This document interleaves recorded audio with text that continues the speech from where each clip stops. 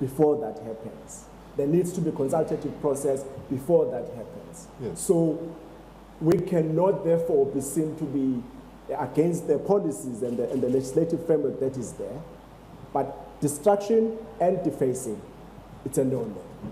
But if there needs to be, I'll make an example, Professor Chapman, that when we did the statue of Nelson Mandela at the Union Building, the spot where we put that statue, it used to be occupied by Herzog. Herzog, yeah. Right? We did not destroy it, but we relocated it within the precinct. So that's why I'm saying that relocation is something that can be discussed.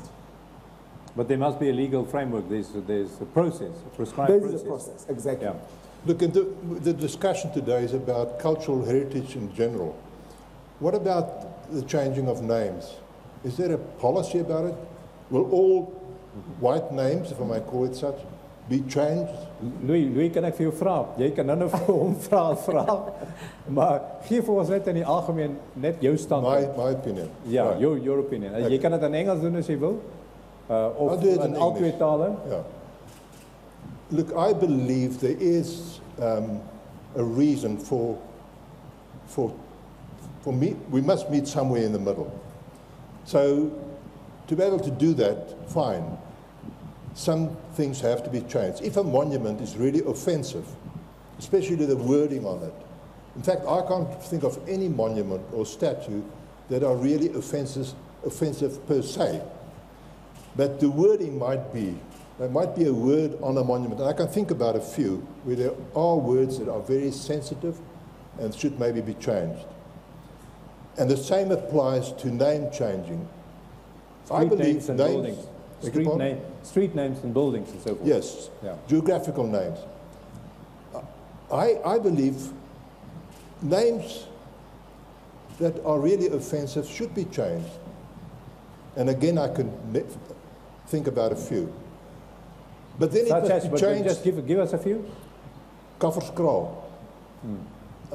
Because of the sensitivity, change it. Get another name. But change, in general speaking now, change the name back to the original.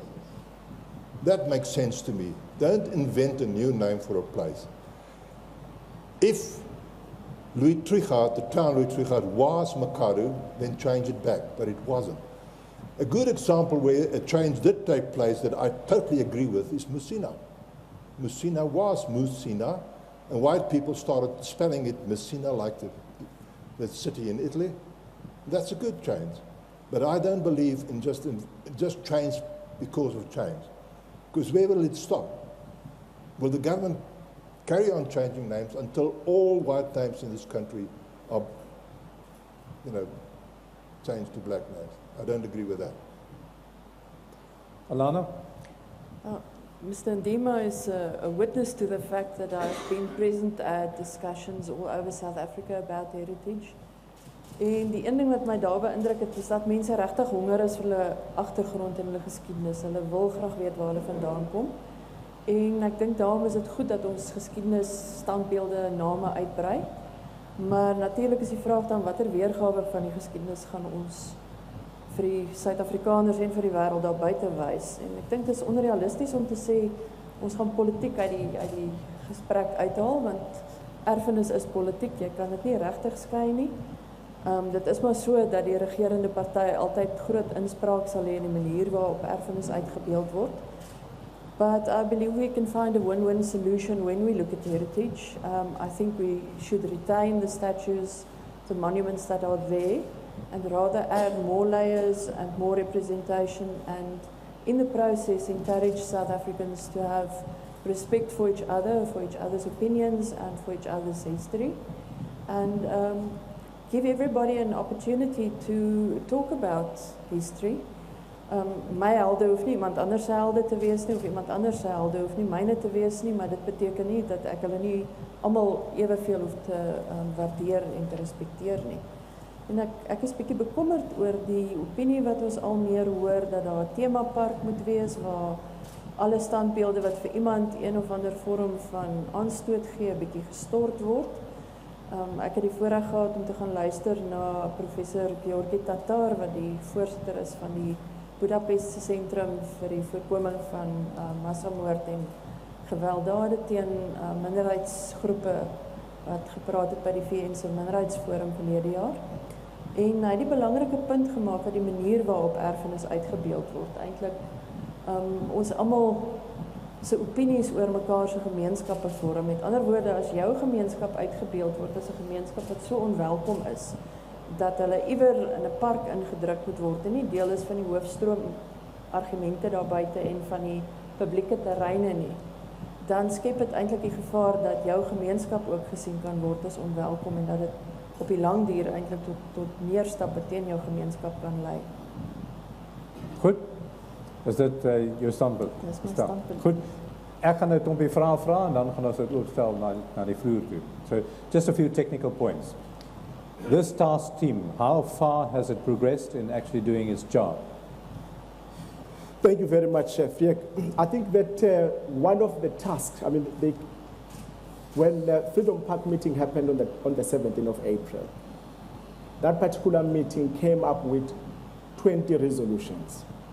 I must say that the main resolution that the task team have actually acted upon is the one of doing further consultations in the provinces, which we have done. And we have also... All the provinces? We have done all the provinces. All the provinces have been consulted. And of course, I mean, there will always be limitations in terms of, you know, how far do you go to the province. What kind of consultation?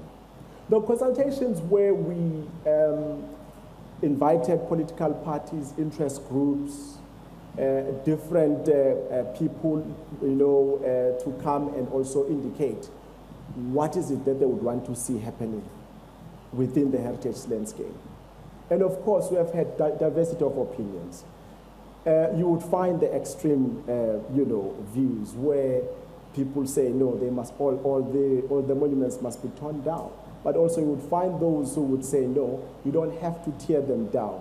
Maybe do some kind of an audit just to check which of the monuments, like Professor has indicated here, are actually you know, evoking those painful memories. Okay, but one of the decisions at that summit was actually that the audit should be done. Are you doing that or not?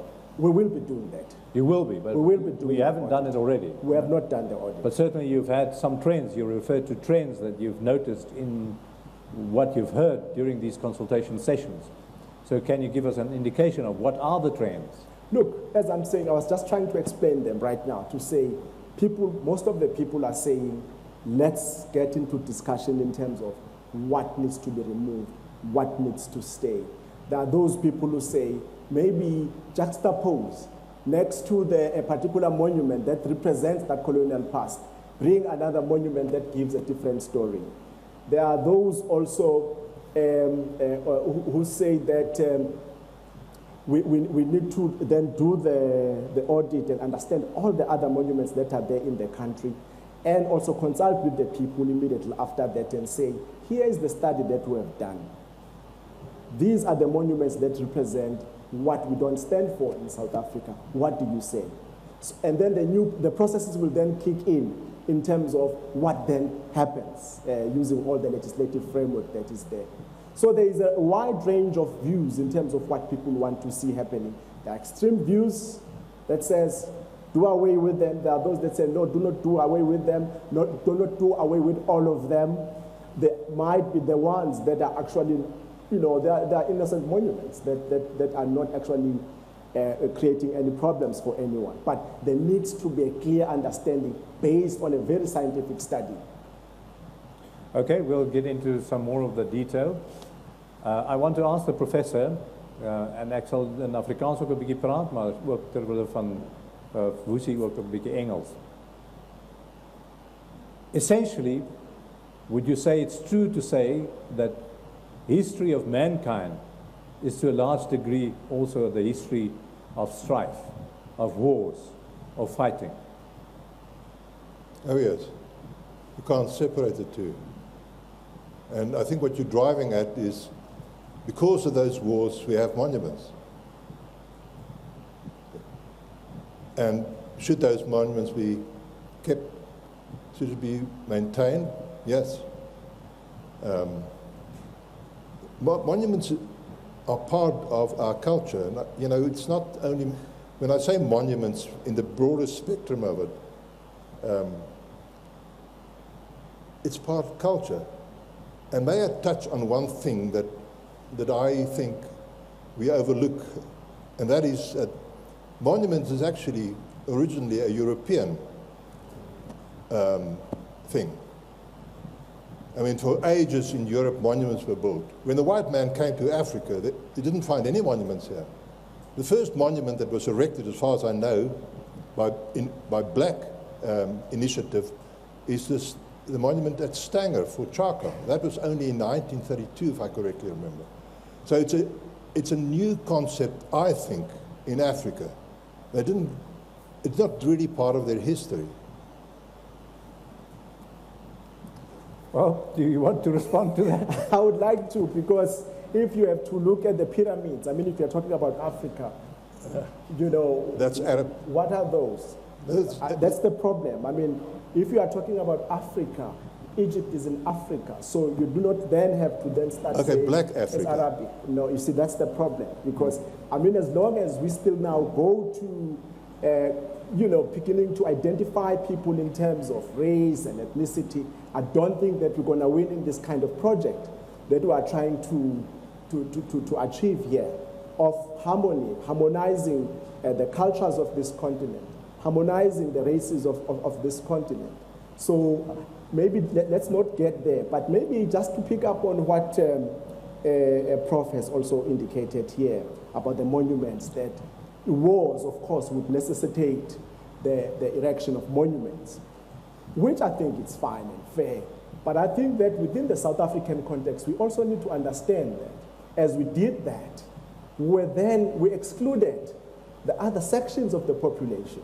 If you look at the Anglo-Boer War, South African War, we should have taken opportunities of ensuring that we also tell the other aspect of that history about the suffering of black women and children. And I'm glad to say one of our institutions, the War Museum of the Boer Republic in Bloemfontein, has actually done a good job. Is now doing that. Is now doing that. And those are the things that will encourage as government. Inclusivity. Now, these are the things that we also have to look at. One of the trends that are coming out from the discussions that we're having is that some of the monuments might be rededicated. You know, monuments can be rededicated.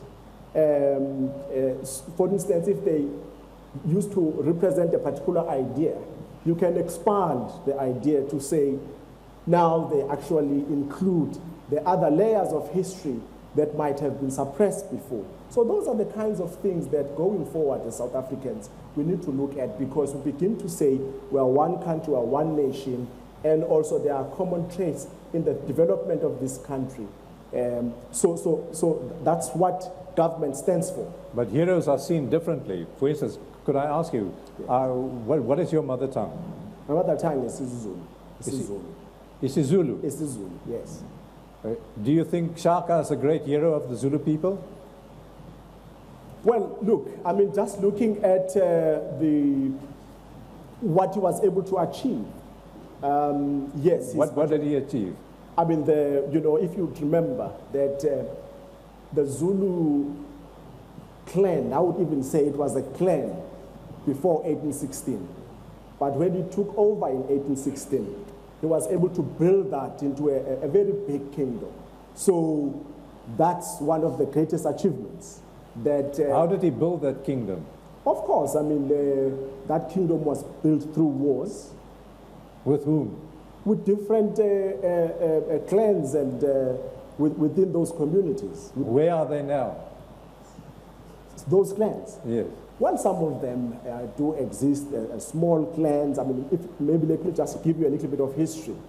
The biggest kingdoms, in that part of the world before Shaka assumed power, it was the Mtetwas under Dingiswayo and the Ndwandwes under Zwide.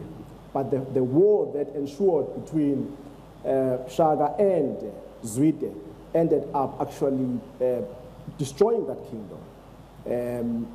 And of course, people had to flee. Some had to flee, and then the Mthethwas were over incorporated. to Zimbabwe and so on. Exactly. The Matabeles. Exactly. So Yes. if I'm in Matabele today, then I can look back at that history and say, that Shaka, he's a demon. I want to take down his statue because he humiliated my people. Look, it comes back to the very same point that I said, is that you need to then create a debate around that and begin to understand what other people's views are.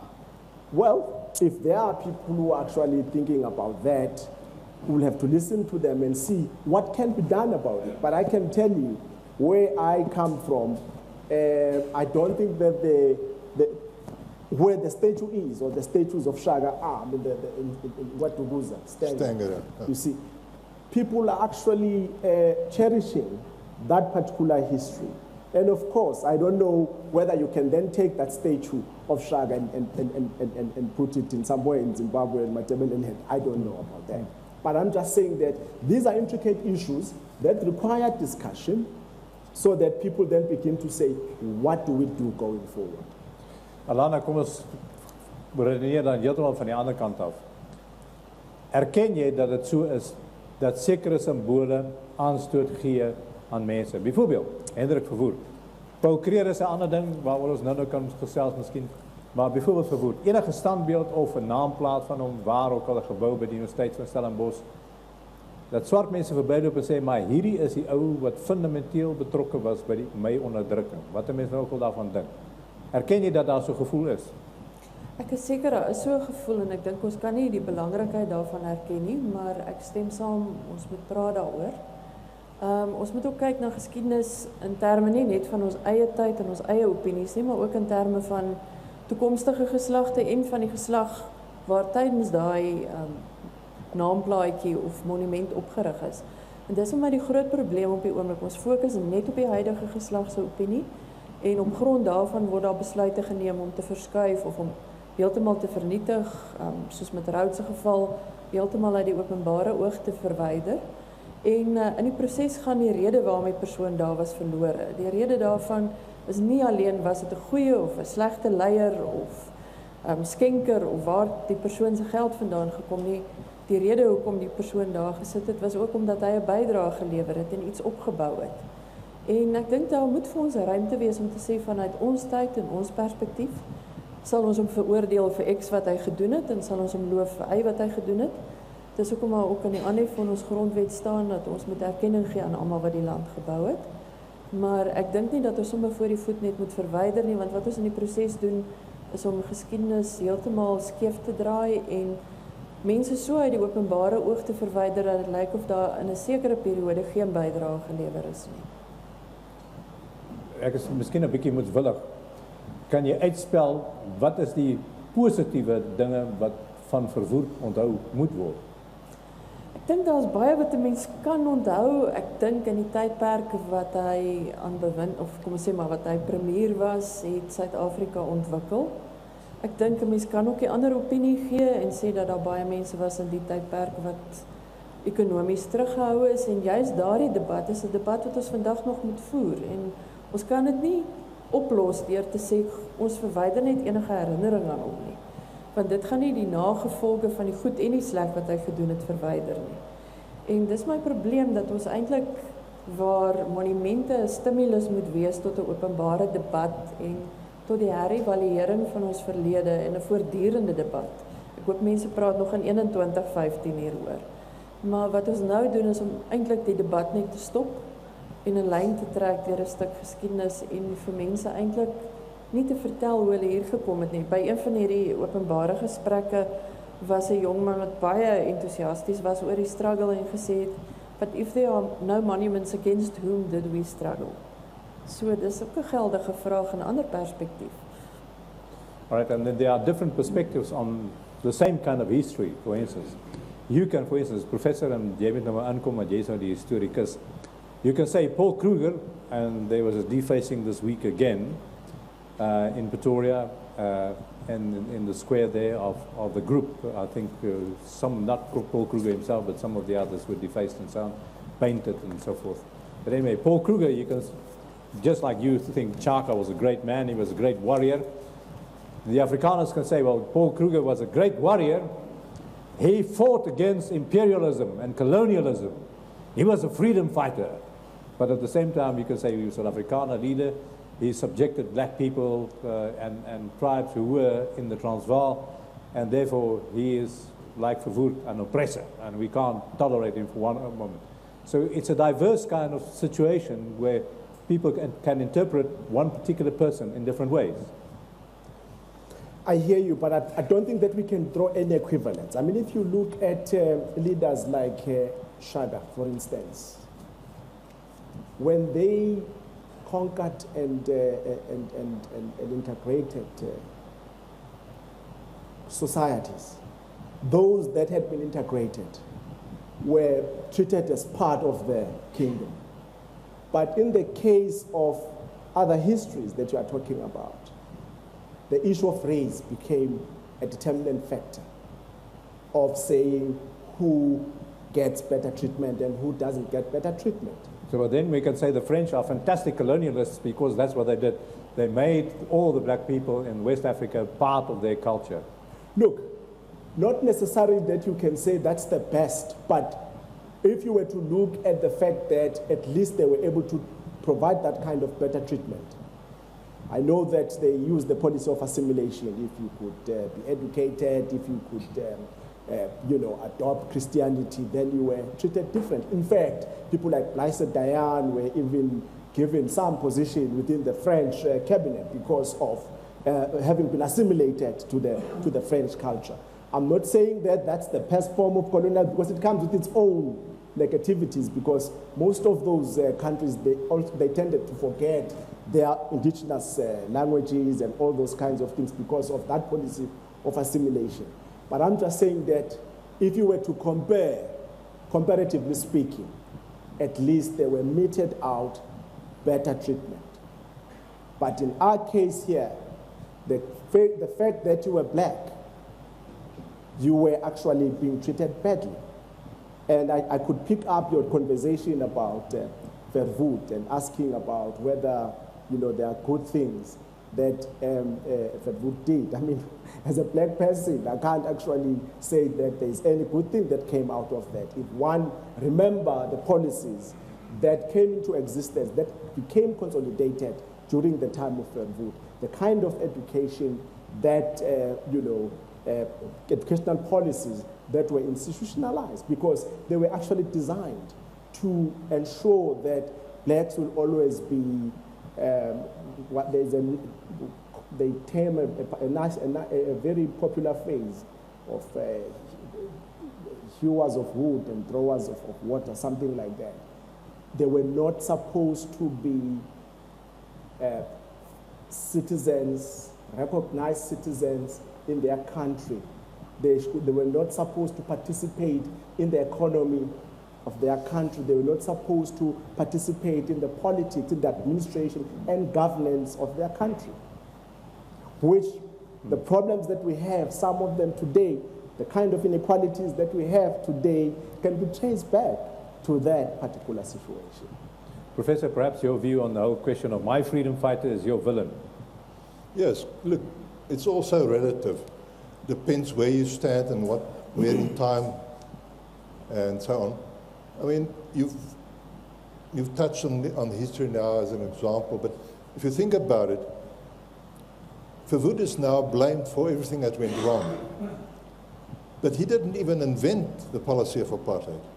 It came way back since the days of colonial rule in Natal and in Eastern Cape. He just put it onto paper by a few laws that he promulgated. But now he gets the blame for everything. You see, it's all so relative. It all depends where you stand, who you are, what group you belong to, and where in time. So I think it's almost, it doesn't make sense to go back into history to try to rectify or to try to But we must talk about it. We must give some context. That's what Ilana says. We must give context. in discussions? I would rather say, let's think about now and the future. What will be the policy in future about these monuments and also about names, geographical names? You know, where will it stop? That's what worries me at the moment. I don't want to go back into history to find the answers. But just, you know, we need to know, the white people need to know, where are we going? How far will it go? I mean, there are so many places in Africa with black names. So the argument that the white people only gave white names to places and to streets and whatever, it's simply not true. You know, in fact, white people still give back black names to their property, to their holiday resorts and whatever. You know, I'm worried about now it's reconciliation. To be politically correct, of course, you know. Beg your pardon? Now it's to be politically correct. Yes, politically correct to give a black name to a holiday resort. You know, I'm worried about reconciliation. It's counter-reconciliation to keep on changing only that which white man established. Yeah, go ahead. Thank you very much. Look, maybe I just think that we need to also look at the whole concept of reconciliation, because it shouldn't be the reconciliation. Reconciliation should not mean anti-transformation. Should not mean that we should not change things in the name of reconciliation. But his point is how far? I'm going there. Okay. You know, it's very important that we also appreciate. I really think that all of us as South Africans, we must appreciate the manner in which our government has handled the matters of transformation. I mean, if you look at other countries, they just change things willy-nilly, you know, overnight things were changed. Some countries, even in Europe for that matter, they pull down statues, immediately a new government comes into power, new regime come into power, they pull down, we see this thing in televisions. But in the context of South Africa, government has been in the forefront of saying we cannot allow that. But of course, not allowing that does not mean that we're going to drive the process of transformation. Now, how far are we going to go? I think that the issue that the suggestions that have actually come out of these consultative processes about the audit of names, the audit of monuments and memorials, is going to give us a much more clearer picture, and even it will allow us and empower us to have a clear time frame in terms of by when are things going to be done. But of course, that's going to be done through consultative processes where South Africans themselves must participate. But I also think that it's very important that, Prof, we need to also listen to the other side. You know, if you look at the people who are pulling down those statues, it's easy to pass judgments, it's easy to say all sorts of things, but I think we need to pull back as a nation and say, why is this happening? Why? Some of the issues are also around, of course, socio-economic. You know, when we went to KZN, I don't know whether you were there, Alanda, where the issue became socio-economic inequalities. You know, the whole issue of transformation of monuments became overshadowed by the fact that these monuments are still there as a possession of power. The power, even the economic, social power that is still within the hands of the few. So I'm just thinking that those are the things that we need to sort of look at as a society, broadly, but also begin to say in our own small way, you know, as whites, as black South Africans, what are the things that we can compromise on? What are the things that we think they stand between us and reconciliation? What are the things that cause pain to other people that we can also compromise? What is the compromise that you're prepared to make? In what form? Well, you said we must compromise. Yes. We as South Africans. Well, of course, the compromise would be, in my case in particular, very clear. If there are monuments that, for instance, celebrate something about Afrikaner that has got nothing to do with the oppression of people. I should actually be able to say, I can protect that monument. I can protect that memorial. Do you know But about also, it should be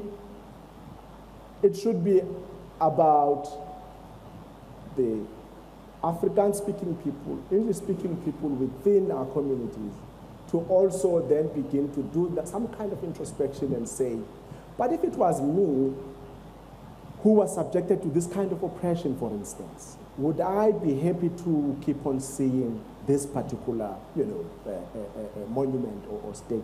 I think those are the kinds of courageous conversations that we have to engage in as a nation so that we can actually make a breakthrough and really get to the genuine reconciliation that I'm sure all of us would like to have, because that reconciliation is a cornerstone for development in the country.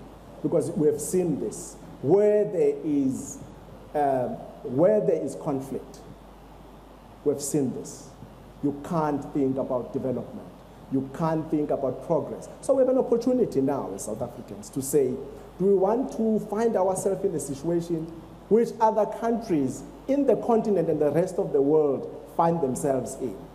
Can't we use this opportunity and do the best that we can to ensure that we really sow the seeds of reconciliation that we're looking for? Kom ons raak net vinnig prakties en ek wil ook nou die bespreking oopstel vir ons gaste hierso wat saam met ons is.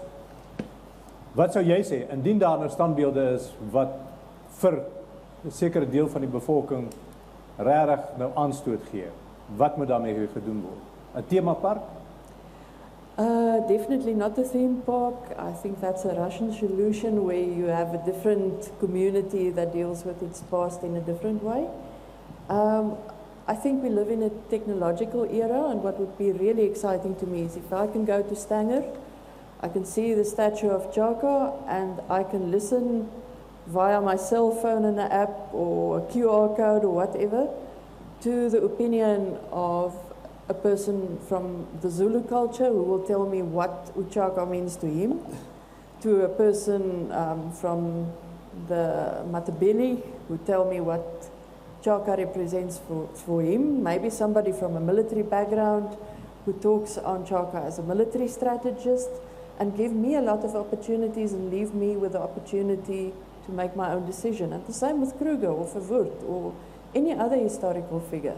That to me is an adult way of dealing with it. It gives everybody the chance to give the history as they see it in their perspective. Otherwise we end up with every time when there is a political change that our history is rewritten and reinterpreted. It does happen to a degree, but if at least we provide an opportunity for people to leave their opinions, then the people who come after us, or the foreign tourists who visit, or the people who have no concept of history and visit the statue for the first time, at least have an opportunity to make up their own minds. And then just a bit of a curveball. Do you believe, like Julius Malema, that our anthem should be changed? And the stem must be removed? No. No, I wouldn't support that, because the national anthem that we have today is a national anthem that actually speaks to the idea of reconciliation. It speaks to the idea of the mutual recognition of our cultures. The work that was done by the first post-apartheid government is sterling work, where there was a merger between the national anthems that were representing the erstwhile enemies, but it was put together in a way that all of us, we see ourselves in it. So I wouldn't support that. There is any removal of any part of the national anthem. This is our national anthem. We must all be able to sing it. We must all be able to valorize it. We must all be able to promote it, more particularly even amongst our children. So I think I've made my point. Okay. Goed, kom ons stel dit oop aan almal van julle op die vloer. Die van julle wat vrae wil vra, julle is baie welkom. Please identify yourself if you want to ask a question. and to whom you want to put the question. Goeiemôre almal, my naam is Stephen Nel and good morning to the guest and Freek. I just want to point out to the Minister, I just want to get your comments on something that happened quite... Director General. Oh, Director General, I'm sorry. going to lose my job, please. Excuse me. Yeah, I just want to get your feedback from the fact that something that happened quite recently is the renaming of a building in Bloemfontein. It was renamed from, it was first Sierra Swart, then it was another building, now it's the Fidel Castro building. Just your comments on the fact that, I don't know, was there any consultation? Well, it's unfair to ask if there was consultation done, but I don't think Fidel Castro is the appropriate name for a building like that. Now there's something like that just happened. And then another thing, we focused a lot today, and maybe it's not a good thing that we focus just on statues, and heritage is more just than statues. I think there's a lot of things that are not receiving attention. Now, if I look at, I'll point out three things. It's architecture for one. If you just travel through Johannesburg, I grew up there. There's buildings there that are 100 years old in the inner city, and in Afrikaans plakkersbly daar. It's people just move in and take over the building. It's not taken care of. That's heritage. Another thing, it's and like you said, it doesn't have to be politicians. But what about literature? If I look at Afrikaner literature like Ingrid Jonker, Antjie Krog, MP van Wyk Lou, C.A. Langehoven. Children don't learn about that at school anymore. They don't know who these people are. I know we've got two statues on the campus here at the Northwest University, Toosius and Sol Plaatjie. People don't know who those people are because they don't learn about them. I think we had this whole problem with the Nazi salute done by young people here. And in their defense, they didn't even know what the Nazi salute was because they don't learn about World War II. I think a lot of them think Auschwitz is a hot dog or something in Germany. But people don't learn about that at school. So that's another thing. It's history at school. Do we still learn about these things? Do we still have the knowledge? We see these statues, but we don't really know where they come from. And one last thing, like we said, the architecture, the literature. Another thing is songs that we teach our younger people, things that we sing at this stage. I think the only thing that we sing together as South Africans is Shosholoza and Ole, Ole, Ole. Why aren't these things happening? We are focusing on statues, but I think we are desperately looking for ways to empower our young people. Here's the heritage. So yeah, the one question is the Fidel Castro, and then at school level, what is government doing to actively promoting heritage by teaching or giving history lessons and saying, this is what South Africa is? Because I think at this stage, maybe, the only thing we learn at school is apartheid, which is important, but the only hero we have is Nelson Mandela. What about someone like Emily Habermas, for instance? She was a great hero, and I can see her replace that statue replacing Queen Victoria any day. So, okay, that's thanks. all. Thanks. Just, yeah. My name is Johan Pinaar. I firstly want to apologize for the underlying current of racism that I saw coming from the stage. The professor initially made the statement that there's no statues in Africa. Then when pointed out that we can talk about the pyramids, suddenly it became Black Africa. Now, if the professor had taken time, he would have realized that the ruins of Great Zimbabwe, there were statues found there that was ironically raided by Cecil John Rhodes and taken to his estate in London. So the mere idea that statues are somehow a European concept is racist in the extreme, and I find it offensive. So I sincerely want to apologize for that, because that argument is the argument of black people have never invented the wheel. And it is a racism that it does not sit well with me. Secondly, a statement was made, and I can't remember if it was Alana or the professor who said, we don't feel welcome in this country. I'm an Afrikaner.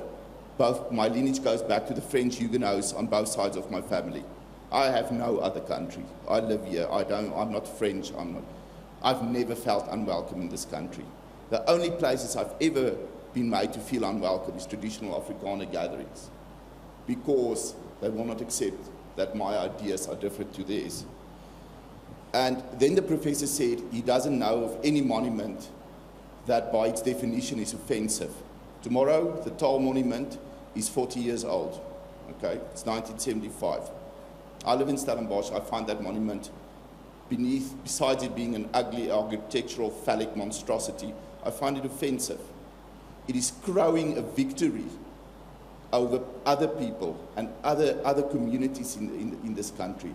And I do not say we should take it down, but we should be sensitive to the fact that other communities can regard these monuments as offensive.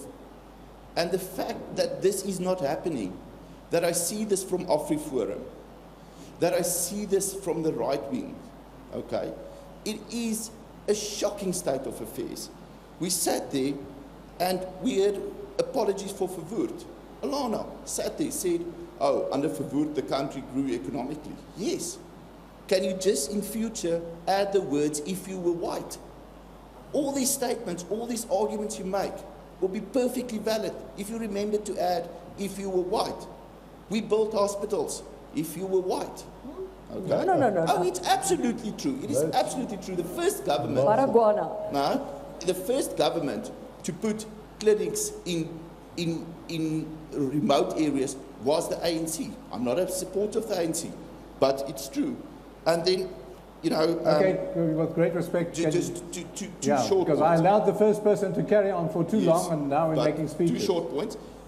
Whites have rewritten history. Now suddenly that we are reconsidering history, they are allergic to the rewriting of history. And the gentleman here, and here's the great irony, talked about a statue for Tertius on this campus, Tertius that wrote some Afrikaans literature. He also was the first person to write a religious apology for apartheid. And are we going to consider that part and teach that in the schools as well? When you ask the government, how are they going to protect white heritage? Okay, and then right in front here. We'll take this as the last one for this round, and then we'll give our guests the opportunity. My name is Shaheen Khan from the United Front. You know, we've heard a lot about reconciliation, but there can be no reconciliation without justice. And I think the new decolonization movement at the universities are dealing with the question of justice. That's what they're really posing. The statues are merely symbols. What they're really talking about is the unraveling of the rotten deal made in 1994, where the vast majority of black people have been left poor and poverty-stricken, while the elite blacks have been absorbed within white society to enjoy the privileges of the society. So if you're going to deal with the question of monuments, you have to deal with the underlying political questions that are unresolved. The question I wish to pose to the Deputy Director is, are you really addressing the questions of reconciliation and justice, or are you just providing further cover for the deal that was made in 1994 that is coming under pressure from the vast majority of black people who reject that deal and are arguing for a new constitutional dispensation, a new economic dispensation, a more just economic dispensation? Okay, let's have some answers. Kan ons begin by jou, Professor? Yes, I have to react on what the gentleman over there said about my remark that, that monuments or statues, and more in particular, are a European concept. To compare the Zimbabwe ruins with the statues in Europe, I agree with that. You can't compare it. And by the way, what happened in Egypt and the northern part of Africa is not really part of black Africa. It's part of the Arab world.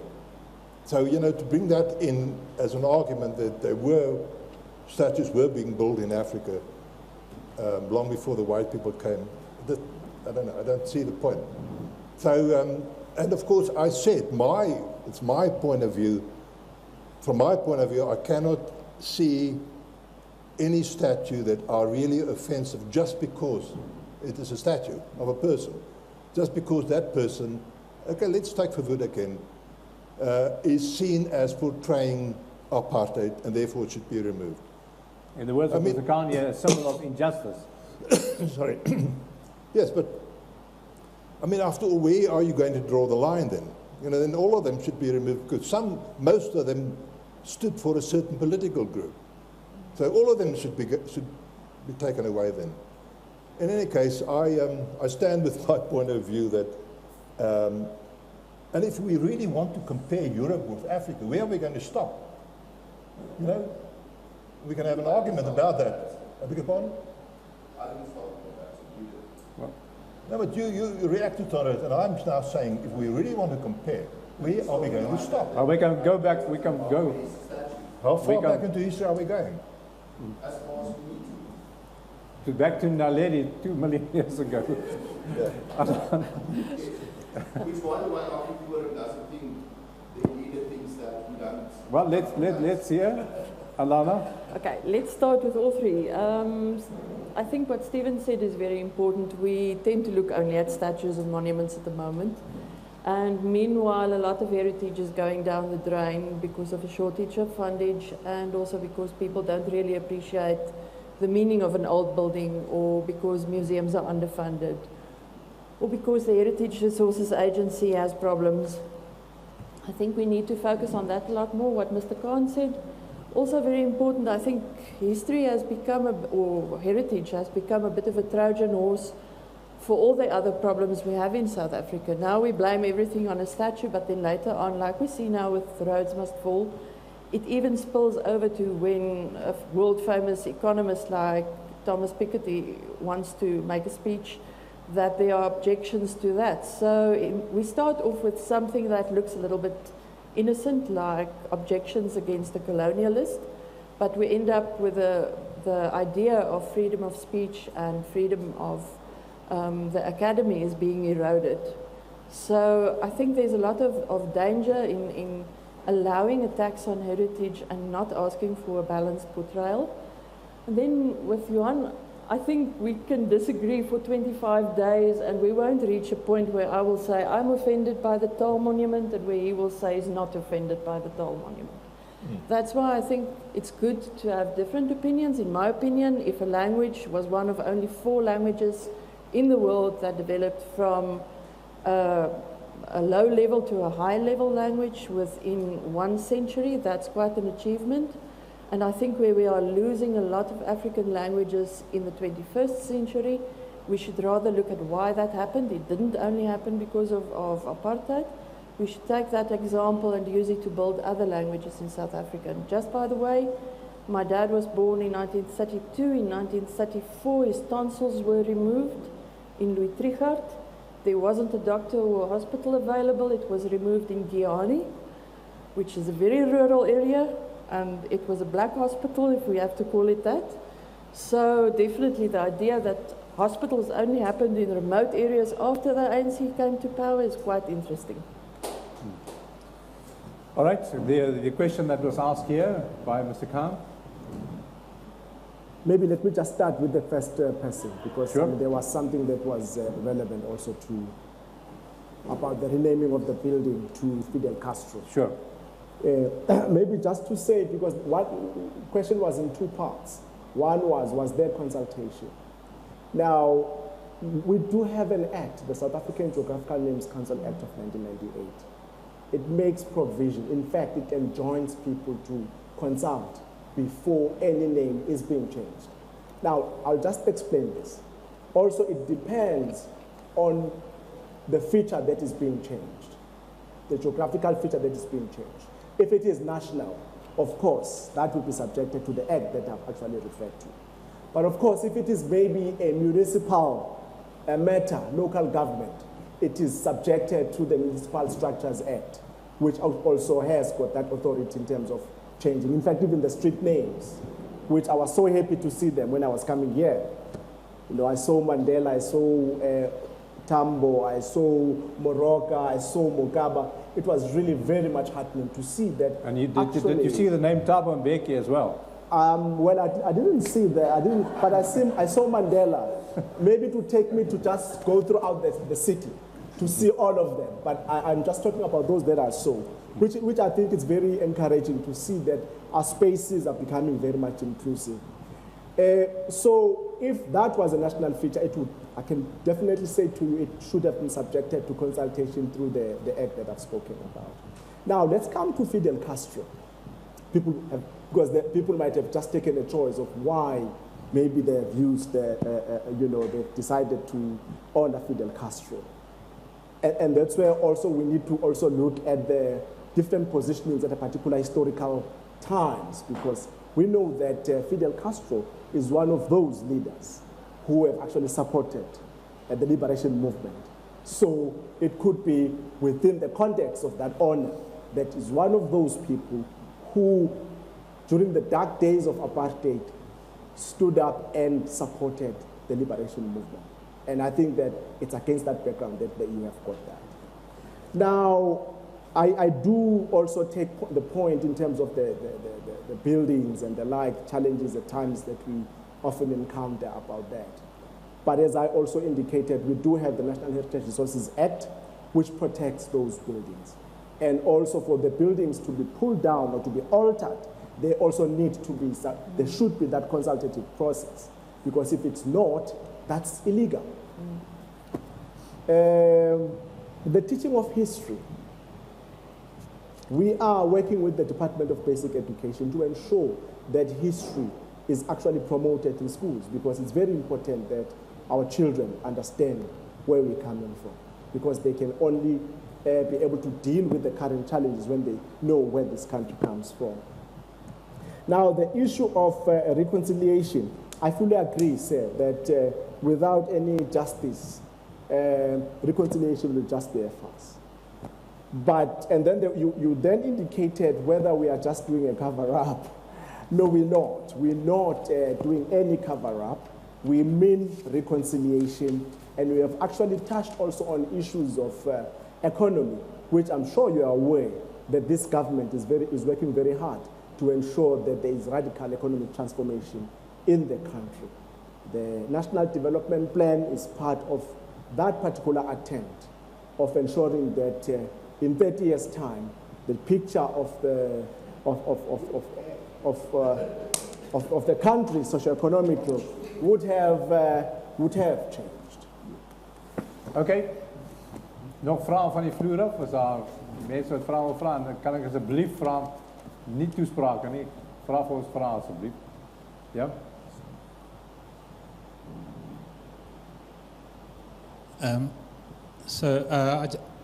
I'm an English-speaking South African, and I don't really care where they put roads.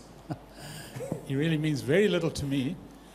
But most statues actually mean very little to me. I must say, I find them disappointing, especially in the current age. I'd like to, say that I think that the AfriForum lady touched on a point. Wherever they put the statues, and we have to recognize that 80% of the people in South Africa are of Africa origin, and they will have to be represented. But wherever you put the statue of Rhodes or Tushas or whoever, I'd like some information on them, because at the moment they're just as outside of the service. Could I ask you, use your left hand to Okay. gesture. Hold the mic in one hand. I know And nothing move the about, other one. what do I know about Rhodes? He's pointing to the north. I'd like to know his views, where he came from, the different views of him. And I'd like to ask the Deputy Director General, I think it is, what technology are they going to have wherever they move these statues to give us a rounder picture, to give us different views of where these people came from, so that we don't just see a statue and then react with our emotional reaction, but we can think again and get different views on them. From technology point of view, this is a modern age. We don't have to have a thing of stone, think and talk. And perhaps you could also refer to the National Heritage Monument in Groenkloof in Pretoria, and perhaps we haven't touched upon that specifically, but perhaps we can refer to that. Other questions? Nog vraag? Right here? Yeah? And please, could I ask you just a straight question? Yes, my name is Kokorito. I'd like to ask the Deputy General that what is the last phase or the last step that the government takes or the municipality takes when it makes a name change? Because we are in the Artrop now.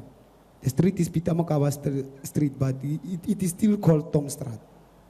You go there by Van Riebeck Straat, you'll get that the name boards there, they are being painted black. And you'll watch at the houses, the Van Riebeck name is still there. So I want to know, before they change that name, do they first reconcile like he's talking? Take the mindset of those who doesn't want to see South Africa as a better country, or they just chew it out of the power of the ruling country. That's my concern, because we are busy saying we are reconciling, changing, but still things doesn't change. It's still the same. Like if you can check, we still reconcile, but here in this the very same university that we are forced to listen to the interpreters, while our culture as blacks is not reconsidered. It's not that considered, but there's a certain culture that even when you live in the courses of the Pika, you are forced to do it. So I'm a bit concerned about how strategic the government do, or do they just wake up when they want to eat money and come with boards and put those names there, something like that. Well, we're moving on to a little bit of a different subject there anyway, but are you happy? You understood what he asked? Yes, I will attempt to respond. Okay. Before you respond, can we just have one or two more? Okay, here.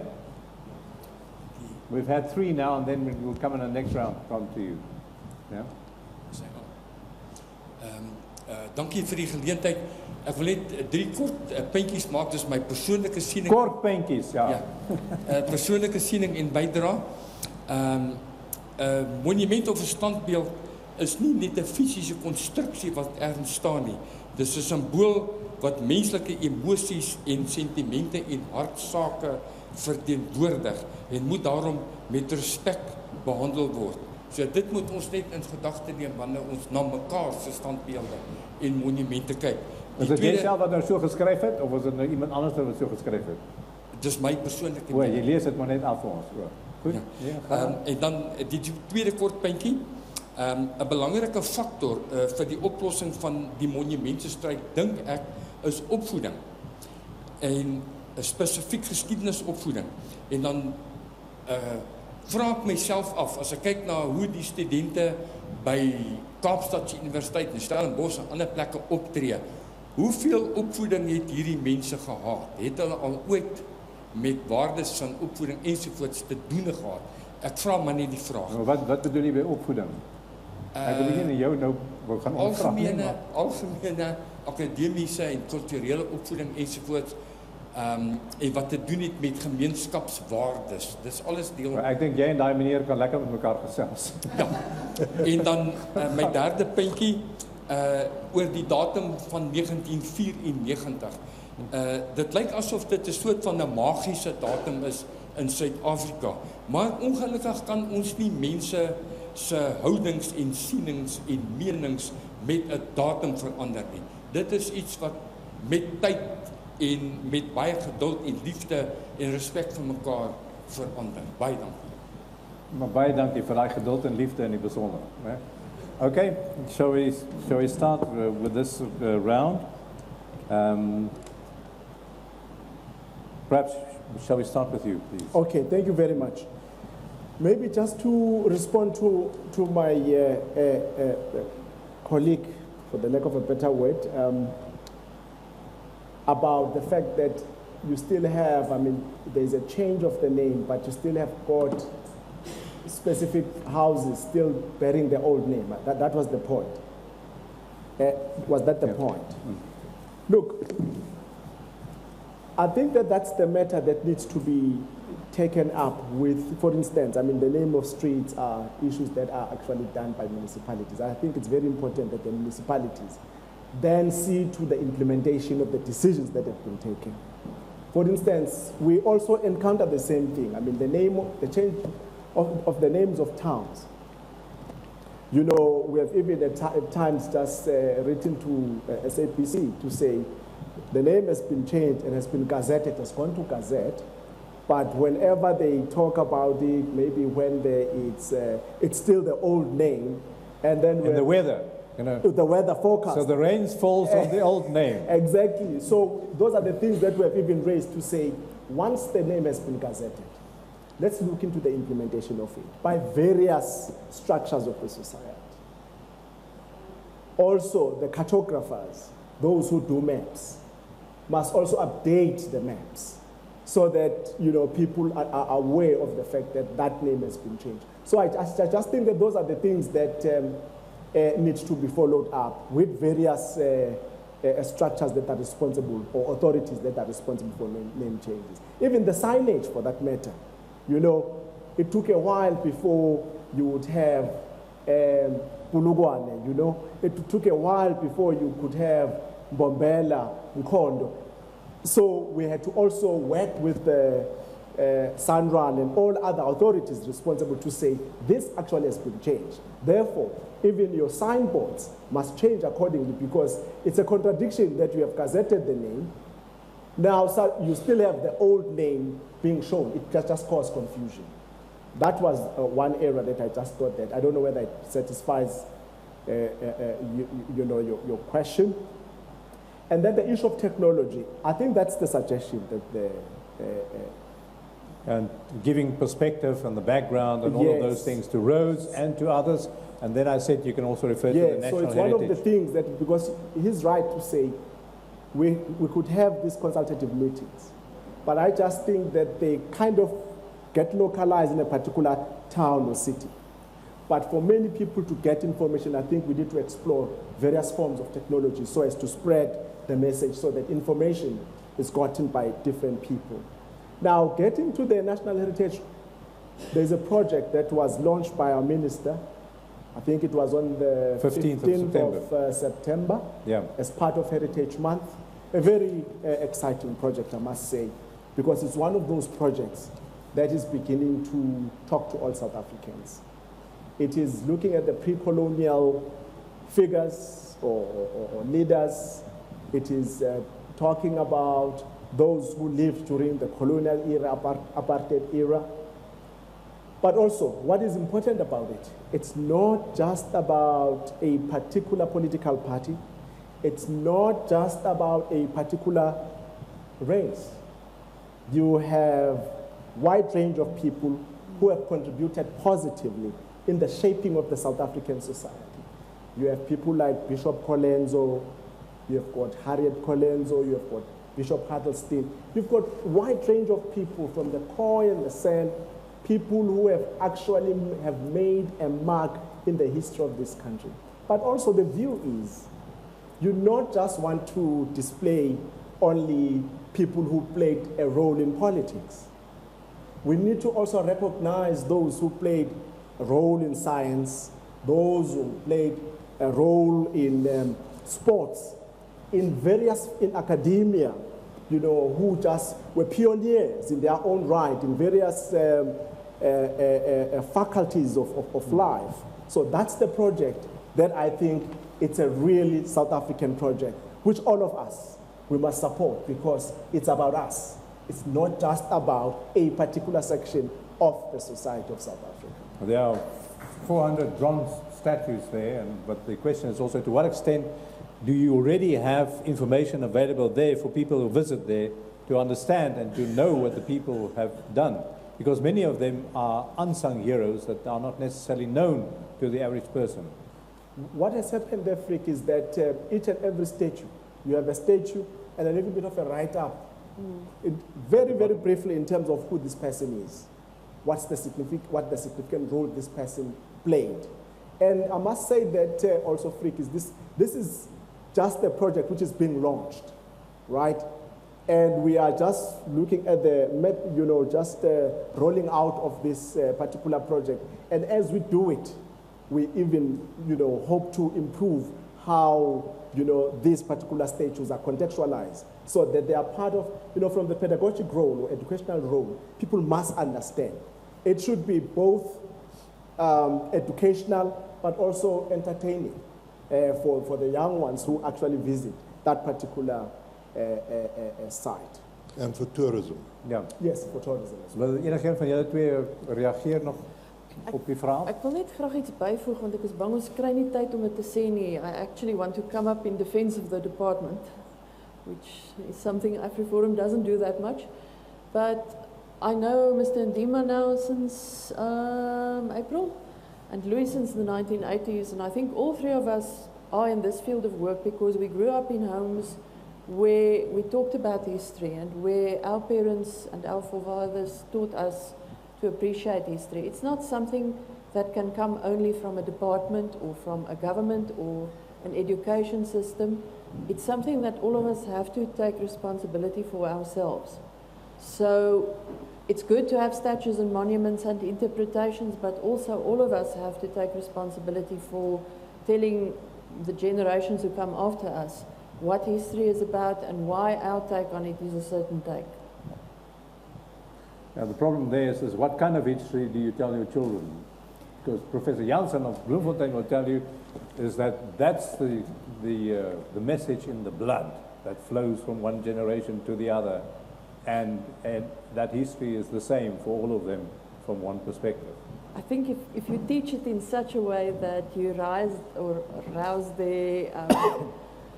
their interest in history, then you've achieved a lot, because they will grow up and they will form their own opinions, but at least, well, in the current generation, they will Google the few people that they are interested in, and they will form opinions, and they will at least know who to Google. Okay, any other questions from the floor? We have some 10 minutes or so. Okay, yeah, I remember you had your hands up the first time, or the last round, sorry. Just tell us who you are and just a question, please. Hello. My name is Chimani. I'm a resident of Igareng in a new area extension. I just want to say that this is a very good discussion that we learn from each other. But I want to, everything that is being spoken here, there's only one thing that we need to say to our government, that the problem is that when government do things without consultations, and they say that they have consulted people. That's why maybe one of my learners said that when you walk around the street here, seems like some of the white people are boycotting the name changes. Now you ask your question why, but I will understand consultation actually never happened. Actually, in most cases, it never happened. It's only when in meetings people will be signed attendance registers. Those will be used as if that people have agreed to something that actually was not part of the meeting. Anyway, insert. I just want to say to the question to the lady of AfriForum. I realize that the organization is not growing in numbers. It's not even attracting black students. Have you ever sat down and asked the question why?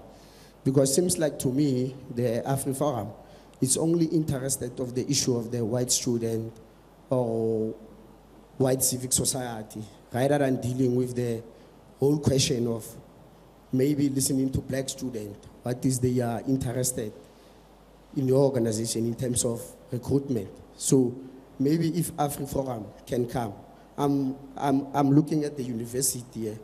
To be honest, the university, it's still a racial play, especially for Afrikaner, because of black students are being taught with the microphone. Maybe if all the organization can come up with a plan. I mean, we all want better South Africa. We don't want to see other ethnic groups being oppressed. But truly speaking, the majority of black people are speaking Tswana in the Northwest, even in Potchefstroom. So maybe it must be considered. Okay, thank you. Thank you very much. Is there any other question?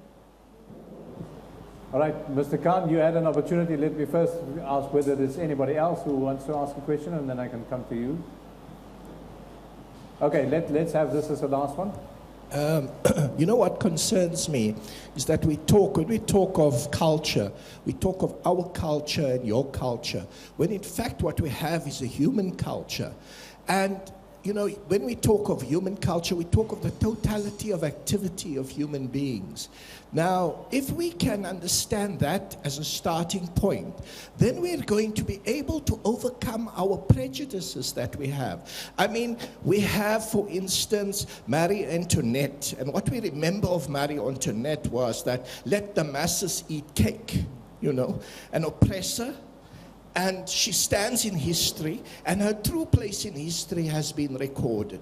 For us, it's not about Afrikaners. The greatest Afrikaner for us has been Abraham Fischer.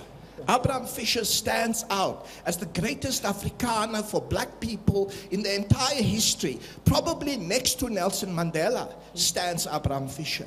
So I want to ask all of you, what about approaching the matter in terms of a human culture where we put oppressors in their rightful place, those who have created harm to society in their rightful place, whether they be white or black, and put the rest of humanity and their achievements, and all of us, the combination of our achievements, together as a great gain for human society? Okay, so let's have responses from our panelists here. So the first, perhaps, the accusation that the consultation that you're talking about is not good enough. Maybe just to say that I hear the colleague, what the colleague says. There's always been a debate about consultation. How far do you go with consultation? I think that's the issue that has even bedeviled the transformation processes around Makhado, I mean, the name change of Makhado to Louis Trichardt, because there's always been, was there adequate transformation? And of course, court judgments have come out to say at times, yes, there was, and some, when the appeal came, and then it was, no, it was not enough. So it's a very complex process. We do appreciate that, because always you need to then say who should be consulted. Say, for instance, for the street names here, you then have to be able to demarcate that particular population that needs to be consulted, that's going to be affected, because, of course, you can't be able to consult for the street in Potchefstroom nationwide. So I think those are the kinds of challenges that we got confronted with as government. So we do acknowledge the fact that at times what we think that we have done enough, communities in those areas would say, look, it was not enough. And as in the case of Makhado, there's always the option to go to court, of course, so that you can actually... Which we don't like. We don't want the country to be run through courts. It's always good to have this discussion, and to really just transform and things together, out of communication and agreements amongst ourselves. Okay, and then perhaps Afriforum, ek weet nie of jy direk wil antwoord nie op die beskuldiging dat jy kyk net na 'n sekere deel van die gemeenskap en nie na regverdigheid vir almal nie. Well, I think we are an Afrikaner organization, that's no secret. Just like you have a Black Management Forum, you can have an organization that focuses on Afrikaner rights, but it's not exclusive, we are inclusive. So we also focus on the rights of other minorities. Language at universities is a very difficult one, because I think there should be at least one university that teaches in Setswana. And I'm very concerned about the 10 South African languages in South Africa. I think English is becoming so strong that it is simply plowing us under the ground at the moment. All of us speak a very bad English instead of all of us speaking our own language very properly and having access to education in that. But then once again, if you have a Setswana and Afrikaans university, there will be people who are saying, well, we're back to apartheid now, and this one is better than that one, so this group is being favored and that one isn't being favored. So I think the only way we can solve it is by discussion and by hearing the voices of people who actually want to have African languages respected and promoted, and who don't want it to be lost, because with it we don't only lose a language, we also lose the whole heritage and the whole knowledge system that comes with a language and the whole identity. And yes, I agree with Mr. Khan, we should look at the human race.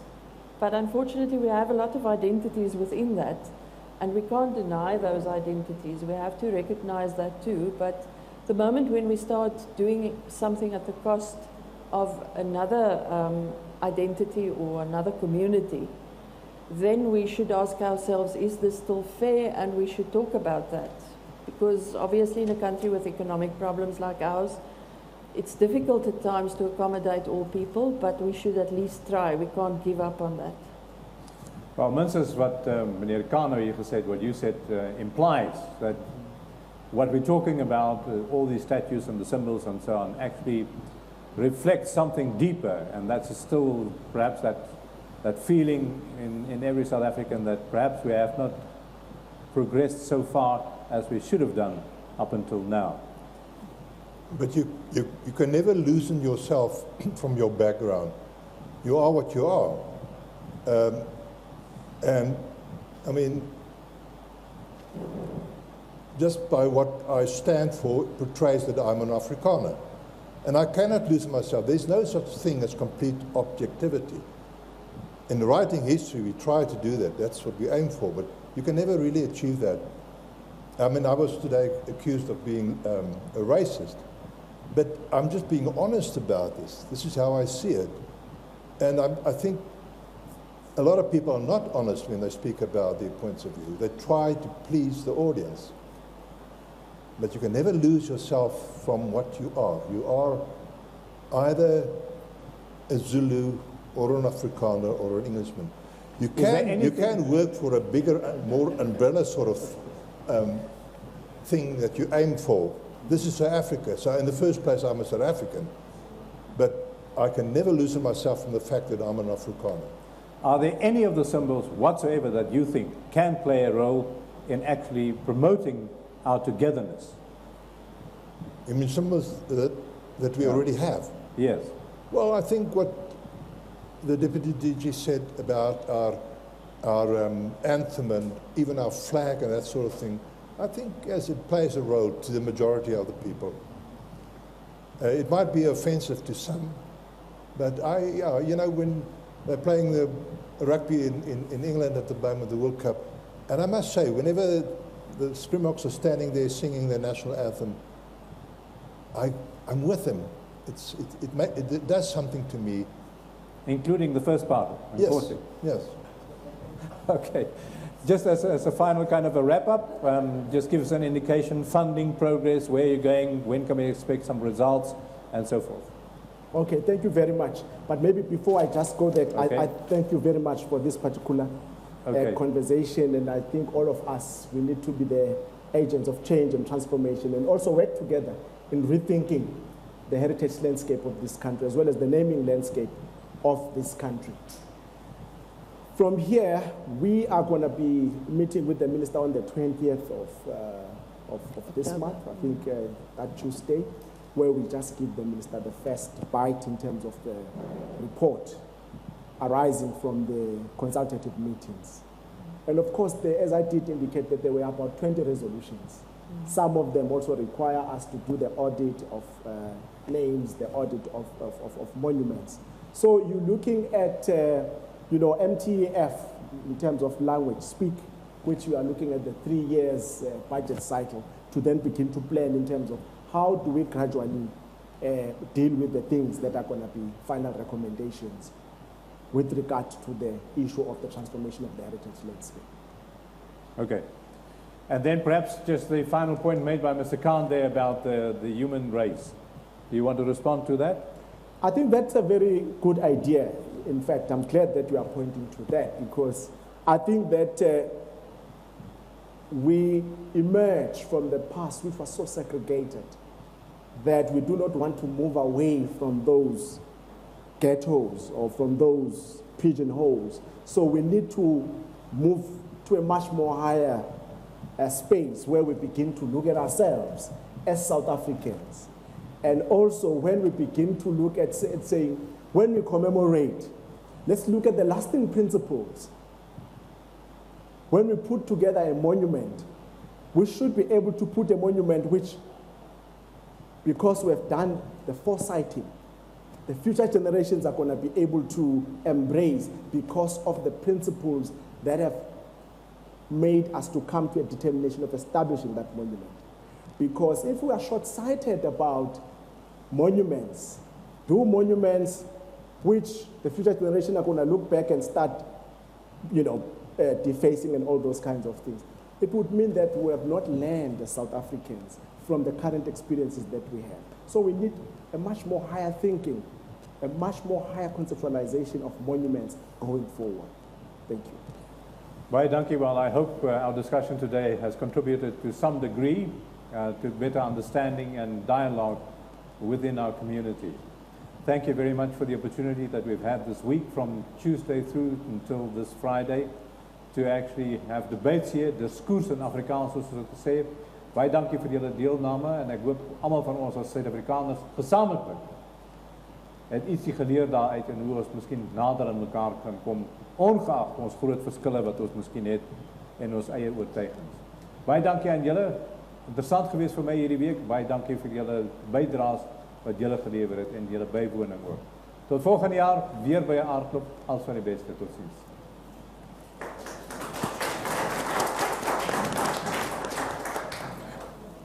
I just want to take a quick